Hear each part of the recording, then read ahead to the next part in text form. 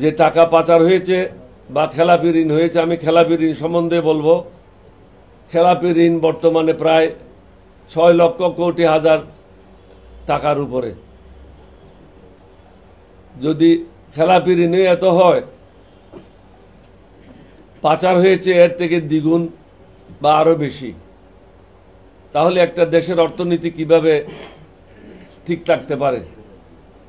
হাসিনা যায় নাই, তিনি যাওয়ার আগে এই দেশের অর্থনীতি, সমাজনীতি, বিচার ব্যবস্থা এবং শিক্ষা ব্যবস্থা, স্বাস্থ্য খাত সবকিছু তিনি ধ্বংস করে দিয়েছেন। এই ধ্বংস করার পিছনে মূল লক্ষ্য ছিল, তিনি মনে করেছিলেন বাংলাদেশকে ভারতের একটা অঙ্গরাজ্যে পরিণত করবেন।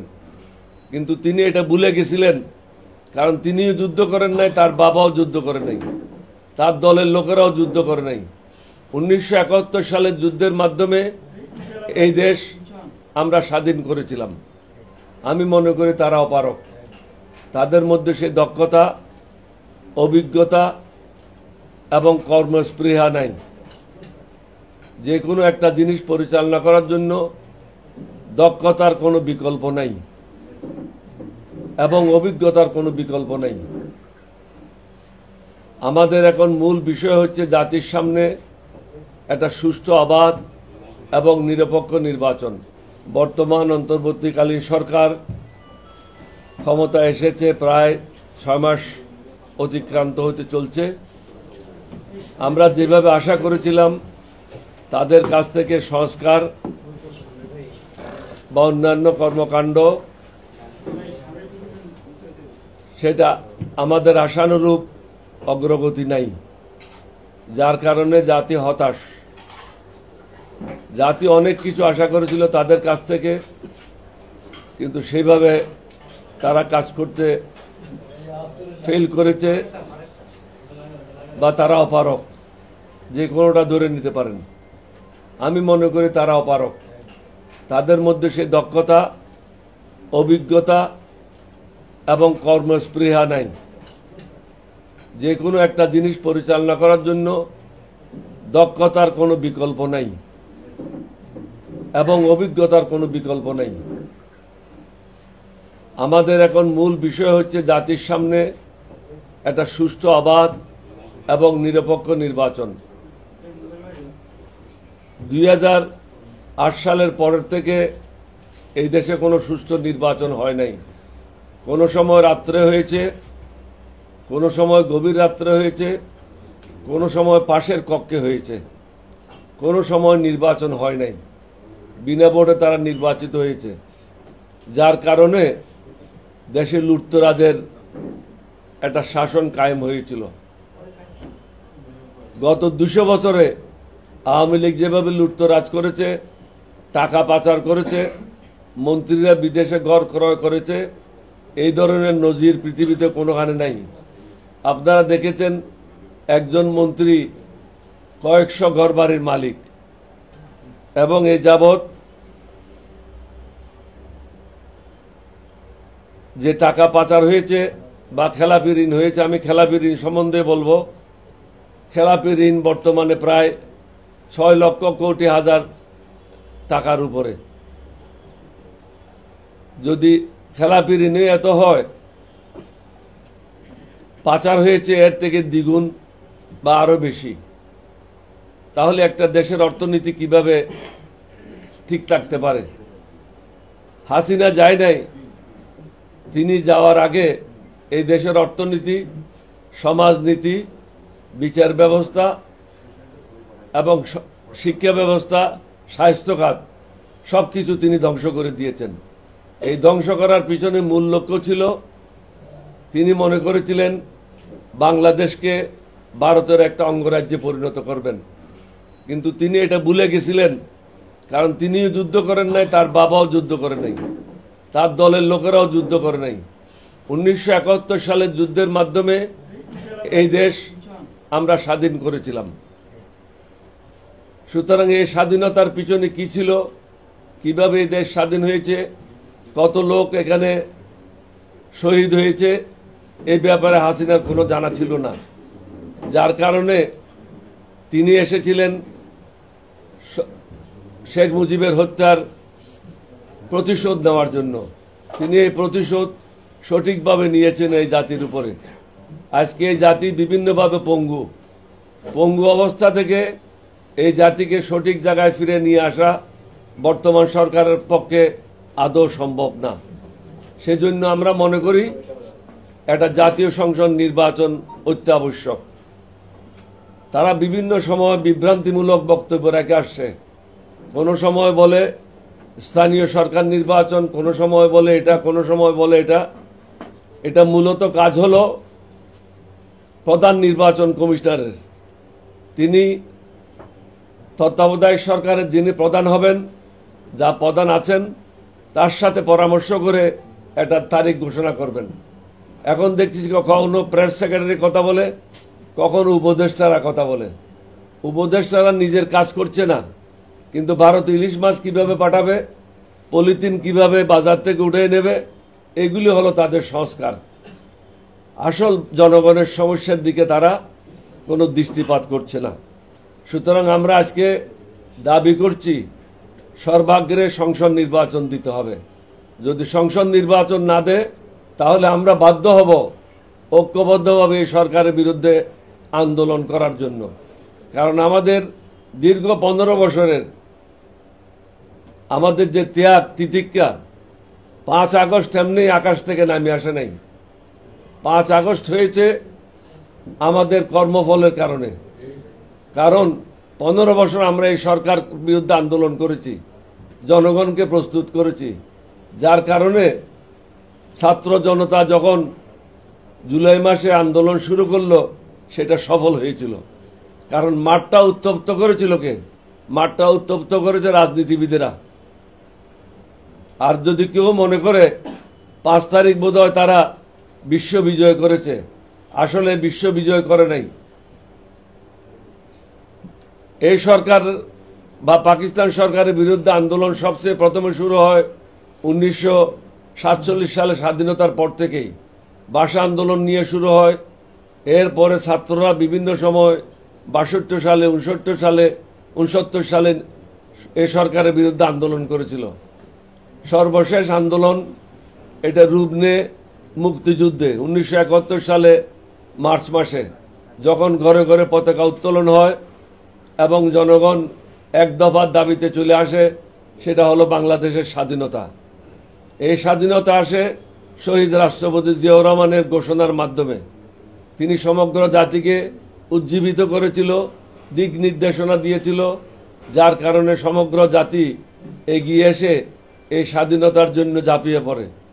এখন অনেকে মনে করে 5ই আগস্ট বোধহয় এমনি এমনি হয়ে গেছে। 5ই আগস্ট এমনি এমনি হয় নাই। এটা সব রাজনৈতিক দল যারা সরকার বিরোধী আন্দোলনে ছিল তাদের কষ্ট, মেহনত এবং আত্মত্যাগের কারণে। আমরা যারা বিরোধী দলে ছিলাম আমাদের অনেকের বিরুদ্ধে 300, 400, 500 পর্যন্ত মামলা হয়েছে। যারা 5ই আগস্ট বিজয় লাভ করেছে তাদের বিরুদ্ধে কোনো মামলা হয় নাই, তারা কেউ জেলে যায় নাই। কিন্তু রাজনীতিবিদেরা অনেকেই জেলে গিয়েছিল, অনেকের শাস্তি হয়েছে, অনেকের ব্যবসা বাণিজ্য ধ্বংস হয়েছে, অনেকে সর্বশান্ত হয়েছে। সুতরাং আমি তত্ত্বাবধায়ক সরকারের প্রধানকেও অনুরোধ করব, আপনি মনে করেন না 5ই আগস্ট আপনি বিজয় লাভ করেছেন। এই বিজয় এসেছে দীর্ঘদিনের আমাদের শ্রমের কারণে। সুতরাং আমাদের এখন দাবি হলো সর্বাগ্রে জাতীয় সংসদ নির্বাচন। জাতীয় সংসদ নির্বাচনের পর আমরাই সিদ্ধান্ত নেব, যারা নির্বাচিত হবে তারাই সিদ্ধান্ত নেবে স্থানীয় সরকারের নির্বাচনগুলি কখন কিভাবে হবে। অন্যথায় আমি আবারই বলছি, একবার বলেছি, আমরা আন্দোলনে নামতে বাধ্য হব। আমি বিএনপিকে অনুরোধ করব, আমরা সর্বাগ্রে আমাদের প্রেস কনফারেন্সের মাধ্যমে বলেছি একটা জাতীয় ঐক্য প্রয়োজন। এখন আপনারা এটা উপলব্ধি করছেন জাতীয় ঐক্য প্রয়োজন। 6 মাস পরে আমরা 8ই আগস্ট এই কথাটা বলেছিলাম। প্রত্যেকটা রাজনৈতিক দলকে বসে ন্যূনতম কর্মসূচির ভিত্তিতে একটা জাতীয় ঐক্য গড়ে তুলতে হবে, যার মাধ্যমে তত্ত্বাবধায়ক সরকারকে বলতে হবে যে আপনাদের কর্মকাণ্ড এর মধ্যে সীমাবদ্ধ রাখতে হবে, এটার বাইরে কোনো কর্মকাণ্ড হবে না। আপনারা সংস্কার করেন, আমাদের কোনো আপত্তি নেই, আমরাও চাই সংস্কার। আমরা চাই যে সমস্ত দুর্নীতিবাজেরা, লুটেররা টাকা লুণ্ঠন করেছে, ব্যাংকের টাকা লুণ্ঠন করে খেলাপি হয়েছে, তাদের বিরুদ্ধে ব্যবস্থা নেওয়া হোক। কিন্তু আজকে 6 মাসের মধ্যেও আমরা দেখছি না কোনো বড় বড় ব্যবসায়ীরা অ্যারেস্ট হয়েছে বা তাদের বিরুদ্ধে কোনো ব্যবস্থা গ্রহণ করেছে।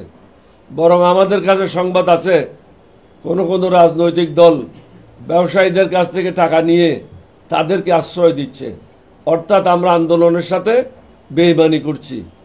আমাদের দাবি, আবার আমি বলবো, আওয়ামী লীগের যে সমস্ত দুষ্কৃতিকারীরা, দুর্নীতিবাজেরা, লুটেররা, গণতন্ত্র হত্যাকারীরা, মানুষের মানবাধিকার ধ্বংসকারীরা, নির্বাচন যারা বানচাল করেছে এবং গণতন্ত্র যারা ধ্বংস করেছে, তাদের বিরুদ্ধে কঠোর ব্যবস্থা নেওয়া হোক। 6 মাস হয়ে গেল, কাকেও এখনো কাঠগড়ায় দাঁড়াইতে আপনারা পারেন নাই। তাদের এতদিনে কয়েকজনের শাস্তি হওয়া উচিত ছিল। যে সমস্ত লোকেরা হাসিনাকে ক্ষমতায় টিকিয়ে রাখার জন্য কাজ করেছে, আমরা আশা করেছিলাম তাদেরকে বরখাস্ত করবেন, কিন্তু আপনারা তাদেরকে বদলি করছেন। বদলি করলে হচ্ছে কি, সাপ ভিতরে থেকে যাচ্ছে ঘরের ভিতরে। সাপগুলিকে মেরে ফেলতে হবে, কারণ এগুলি বাংলাদেশের শত্রু, স্বাধীনতার শত্রু, দেশের শত্রু, জনগণের শত্রু। এই শত্রুদেরকে রেখে এখানে নির্বাচন করলে কোনো লাভ হবে না। তাদের বিরুদ্ধে কঠোর ব্যবস্থা আমাদেরকে গ্রহণ করতে হবে। এবার আসে অন্যান্য ব্যাপারে।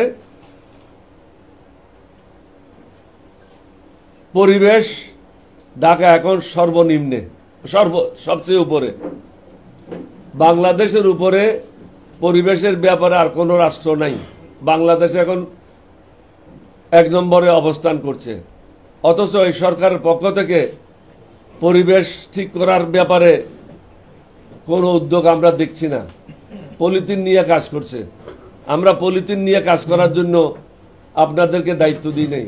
আপনাদেরকে দায়িত্ব দিয়েছি যেগুলি মোটা দাগের সংস্কার প্রয়োজন সেগুলি আপনারা করবেন, জনগণের স্বাস্থ্য উন্নতির জন্য যা প্রয়োজন সেটা করবেন। সিলেট, চট্টগ্রাম এবং কক্সবাজার এলাকাতে পাহাড় কাটা হচ্ছে, সরকার নীরব দর্শকের ভূমিকা পালন করছে।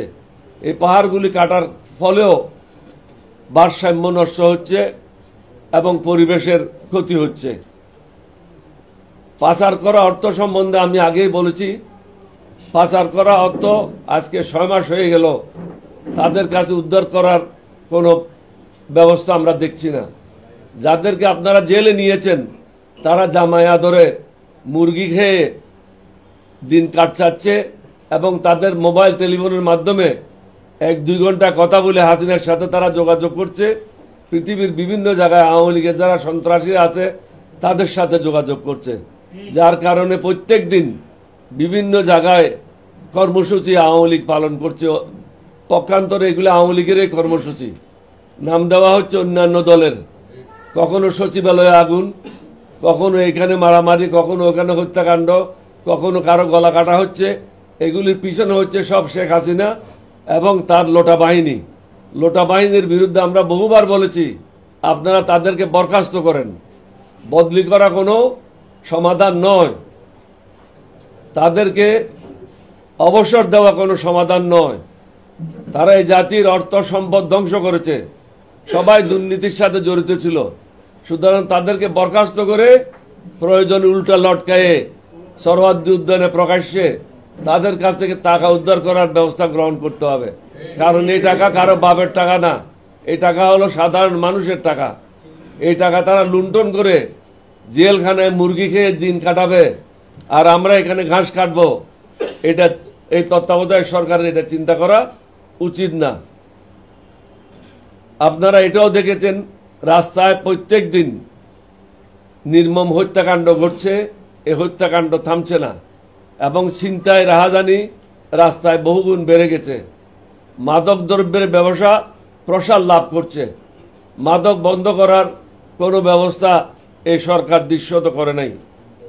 যখন যার ইচ্ছা রাস্তা বন্ধ করে দাবি দেওয়া আদায়ে ব্যস্ত, মনে হয় দেশে হরিলুট চলছে। রাস্তায় কর্মসূচি পালন করলে অন্তর্বর্তীকালীন সরকার দাবি দেওয়া মেনে নিচ্ছে, সুতরাং মানুষ আরো উৎসাহিত হচ্ছে। যখন দাবি দেওয়া মানে নেওয়া হচ্ছে তখন বাকিরা মনে করে আমরাও আমাদের দাবি দেওয়া নিয়ে রাস্তায় নামি। সরকারকে এগুলি কঠোর হস্তে দমন করতে হবে। এই সরকারের পক্ষে এগুলি দমন করা আর সম্ভব না, যার জন্য আমরা জাতীয় সংসদ নির্বাচনের দাবি করছি। রাজনৈতিক দলের অনেকগুলি রাজনৈতিক দলের আবদারের পরিপ্রেক্ষিতে বিভিন্ন জায়গায় পদায়ন করা হচ্ছে। আমাদের অনুরোধ হবে আপনারা পদায়ন করেন, কিন্তু পদায়ন করার আগে তার ইতিবৃত্তান্তগুলি বের করে নিতে হবে। এই লোকটা এই পদের জন্য উপযুক্ত কিনা, তার মাধ্যমে দেশের উপকার হবে কিনা। আমাকে খুশি করার জন্য, রাজনৈতিক দলকে খুশি করার জন্য তাদের লোকগুলি আপনি বিভিন্ন জায়গায় বসায় দেশের জন্য দুর্ভোগ ডেকে নিয়ে আসবেন, এটা কোনো প্রকারে গ্রহণযোগ্য নয়। ভারত থেকে বারবার বলা হচ্ছে মৌলবাদ নতুনভাবে বাংলাদেশে সৃষ্টি হয়েছে। আমরা ভারতের উদ্দেশ্যে বলবো, পৃথিবীতে প্রত্যেকটা লোক মৌলবাদী। কেন মৌলবাদী? আমি মুসলমান হিসেবে আমি ইসলাম ধর্মের মূল মন্ত্রে বিশ্বাস করি, সুতরাং আমি মৌলবাদী। একজন হিন্দু তার ধর্মের মৌল মন্ত্রে সে বিশ্বাস করে, তাহলে সে মৌলবাদী।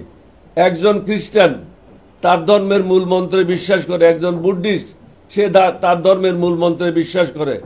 সুতরাং প্রত্যেকটা মানুষ মৌলবাদী। এখানে কথা হচ্ছে এক্সট্রিমিজম, যে ধর্মান্ধ। আমরা কিন্তু ধর্মান্ধ নই, বাংলাদেশের লোক। আমরা অবশ্যই মৌলবাদী, কারণ আমরা আমাদের ধর্মে বিশ্বাস করি। এখানে প্রশ্ন হচ্ছে এক্সট্রিমিস্ট কিনা, ধর্মকে পুঁজি করে তারা কোনো হত্যাকাণ্ড ঘটাচ্ছে কিনা, অন্যদের উপর কোনো অত্যাচার করছে কিনা। বাংলাদেশে কোনো ধর্মের লোকের উপরে অত্যাচার হচ্ছে না। আমরা খুব সহনশীল, কারণ ইসলাম ধর্ম এটা কাকে অনুমতি দেয় না।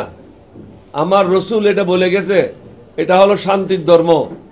আমরা সকলের সাথে সমান আচরণ করতে চাই, সকলকে নিয়ে সুখে শান্তিতে বসবাস করতে চাই।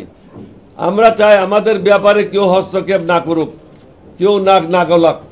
ভারতের নাক গলানি, ভারতের তদারকি বাংলাদেশে আর কখনো চলবে না।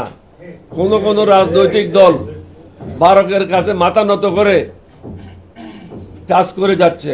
আমরা তাদেরকে অনুরোধ করব, আল্লাহর উপর ভরসা করেন, আমার নবীর উপর ভরসা করেন।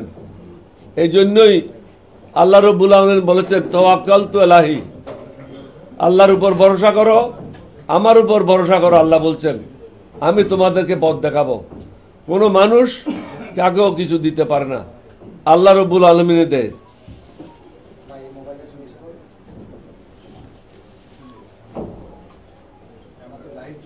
বায়ু দূষণ সম্বন্ধে আমি বলেছি আপনাদেরকে।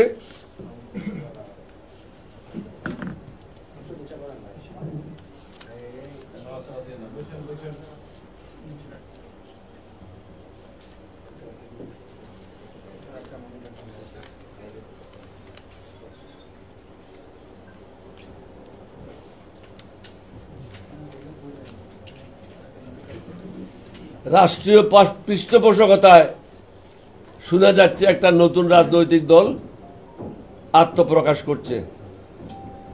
এখন আমাদের প্রশ্ন হলো, অবশ্যই সকলের রাজনৈতিক দল গঠন করার অধিকার রয়েছে, কিন্তু রাষ্ট্রীয় পৃষ্ঠপোষকতায় নয়। লক্ষ লক্ষ লোক জমায়েত হচ্ছে, তারা দেশের বিভিন্ন জায়গা থেকে আসছে, বাসে আসছে, কেউ ট্রাকে আসছে। এই পয়সাগুলি কে যোগান দিচ্ছে, এটা মানুষকে সবাইকে চিন্তা করতে হবে। লক্ষ লক্ষ লোক জমায়েত করা কঠিন না, কিন্তু হাজার হাজার কোটি টাকা কোত্থেকে যোগান দেওয়া হচ্ছে, এটা সমগ্র জাতিকে চিন্তা ভাবনা করতে হবে। আমি আশা করব আমাদের সব রাজনৈতিক দল এই বিষয়গুলি নিয়ে চিন্তা করবে গবেষণা করবে এবং জাতির সামনে তাদের মতামত তুলে ধরবে। বর্তমান সরকারকে অনুরোধ করব, এমন কোনো কাজ করবেন না, এমন কোনো কর্মকাণ্ডে লিপ্ত হবেন না যাতে হাসিনার মতো আপনাদেরকেও পলাতে হয়। এখন কিন্তু আপনারা সেদিকে অগ্রসর হচ্ছেন। আমার অনুরোধ থাকবে, প্রধান উপদেষ্টার কাছে অনুরোধ থাকবে, প্রত্যেকটা উপদেষ্টা কে কি কাজ করছে আপনার দায়িত্ব হলো সেটা মনিটর করা। আমি এটা মনিটরিং এর কোনো কিছু দেখছি না। প্রত্যেক সপ্তাহে একটা মন্ত্রণালয় নিয়ে মিটিং হতে হবে বা দুইটা মন্ত্রণালয় নিয়ে মিটিং করতে হবে, তাদেরকে দিক নির্দেশনা দিতে হবে। তারা বিগত 6 মাসে কি কাজ করেছে সেটার হিসাব নিকাশ নিতে হবে। আগামী দিনে তারা কি কাজ করবে তাদের দিক নির্দেশনা দিতে হবে। না হলে মন্ত্রণালয় যে যার ইচ্ছা যেভাবে ইচ্ছা সেভাবে কাজ করে যাচ্ছে। এবং অনেক উপদেষ্টা আমি দেখেছি টেলিভিশনের সামনে দুইটা কথাও বলার উপযুক্ততা রাখে না, ঠিকভাবে মানুষকে ব্রিফ করতে পারে না তারা কি করতে পারে কি করছে। এটা যদি এইভাবে কন্টিনিউ হয় আপনারাও হাসিনার মতো জনরোষে পড়তে পারেন। আমার কাজ হলো একজন প্রবীণ রাজনীতিবিদ হিসেবে যে রাষ্ট্র পরিচালনা করার সুযোগ পেয়েছিলাম শহীদ রাষ্ট্রপতি জিয়ার সাথে, 3 বার মন্ত্রী ছিলাম, 6 বার এমপি ছিলাম। আমার অভিজ্ঞতার আলোকে আমি এটাই দেখতে পাচ্ছি আপনারা জনরোষে পড়ার কাছাকাছি চলে আসছেন। এটার থেকে আপনাদেরকে বেরিয়ে আসতে হবে। এবং যুবকদেরকে বলবো, মুক্তিযুদ্ধকে খাটো করে দেখার কোনো অবকাশ নাই। আপনার বাপ ছিল বলে আপনি পৃথিবীতে এসেছেন, মা বাপ না থাকলে পৃথিবীতে আসতেন না। 1947 সাল না হলে 1971 সাল হতো না। 1971 সাল না থাকলে 2024 সালের জুলাই মাস অগাস্ট মাস হতো না। আপনারা কয়জন লোক মারা গেছেন এই কর্মসূচিতে? এই কর্মসূচিতে তো সমগ্র জাতি ঐক্যবদ্ধ হয়েছিল।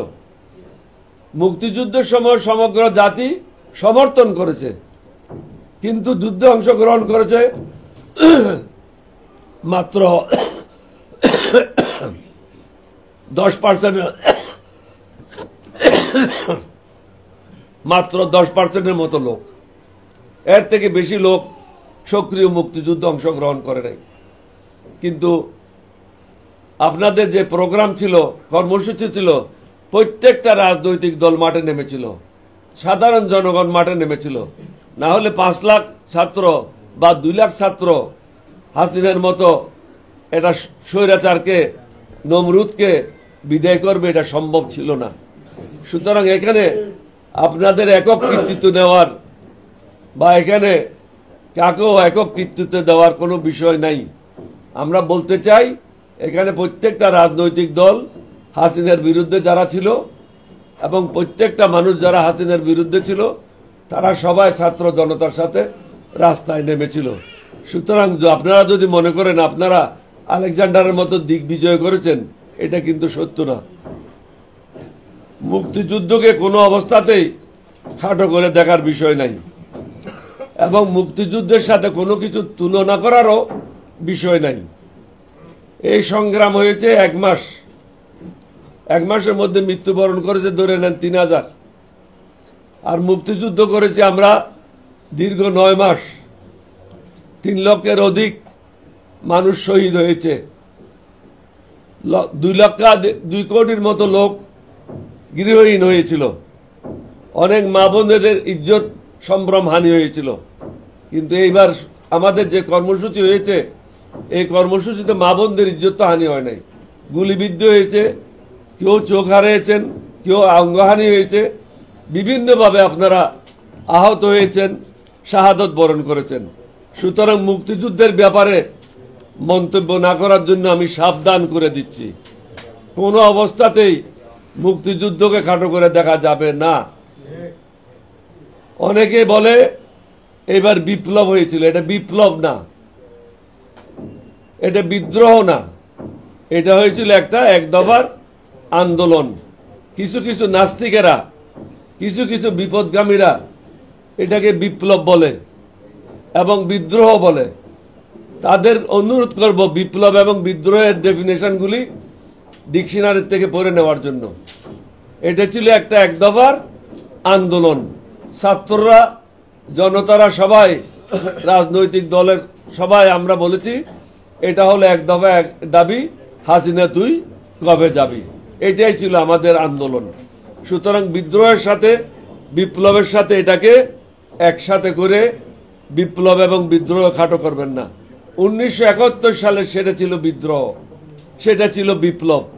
কারণ একটা দেশের থেকে আমরা পৃথক হয়ে আর একটা দেশ সৃষ্টি করতে চেয়েছি।